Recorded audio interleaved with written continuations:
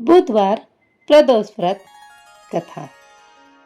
बुधवार के दिन विष्णु भगवान का पूजन, अग्नि में हवन तथा ब्राह्मणों को भोजन कराना चाहिए। इसके पश्चात स्वयं भी दही से युक्त अन्न का भोजन करें। बुध प्रदोष व्रत करने से शिव जी एवं विष्णु भगवान की कृपा से समस्त सुखों की प्राप्ति होती है। बुध व्रत में निम्नलिखित कथा पढ़ने या सुनने के समस्त पापों का नाश हो जाता है। व्रत कथा प्रारंभ। रामू नाम का एक युवक अपने ससुराल गया। वहां पर कुछ दिन सुखपूर्वक रहा। फिर अपने ससुर से एक दिन उसने कहा कि आज हम अपनी पत्नी के साथ अपने घर जाएंगे, अतः आप विदा कर दें। यह सुनकर उसका ससुर बोला, आज बुध का दिन है, अतः आज जाना उचित नहीं है, कल चले जाना। किंतु रामू अपनी बात पर अटल रहा, किसी का कहना न माना। लाचार होकर उसके ससुर ने अपनी पुत्री सहित उसको विदा कर दिया। किंतु उसे चिंता लगी रही कि कोई अनिष्ट न हो जाए। रास्ते में रामू की पत्नी को प्यास लगी, अतः रामू पानी पीने चला गया और जब लौटकर आया तो देखा कि उसके रथ पर एक दूसरा रामू बैठा है। रामू ने उससे पूछा कि तुम कौन हो? तो उसने भी पूछा कि तुम कौन हो?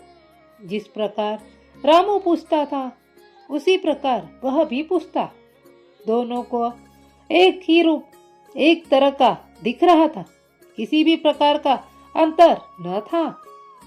अतः उसकी पत्नी भी अपने वास्तविक पति को पहचानने में असमर्थ थी। कुछ समय बाद वे दोनों आपस में लड़ने लगे। उधर से राजा के सिपाही जा रहे थे, वे रामू को पकड़ ले गए। दूसरा रामू राजा के दरबार से अदृश्य हो गया। तब तो रामू बहुत ही विलाप करने लगा और बोला कि भूत देवता के कोप का फल है। थोड़ी ही देर में आकाशवाणी हुई। रामू ने किसी का कहना न मानकर बुध को यात्रा की, अतः इसे यह दुख प्राप्त हुआ। यदि यह अपनी ससुराल अपनी पत्नी सहित वापस लौट जाए और भूत देवता को पूजा करके यात्रा करे तो किसी प्रकार का अनिष्ट न होगा।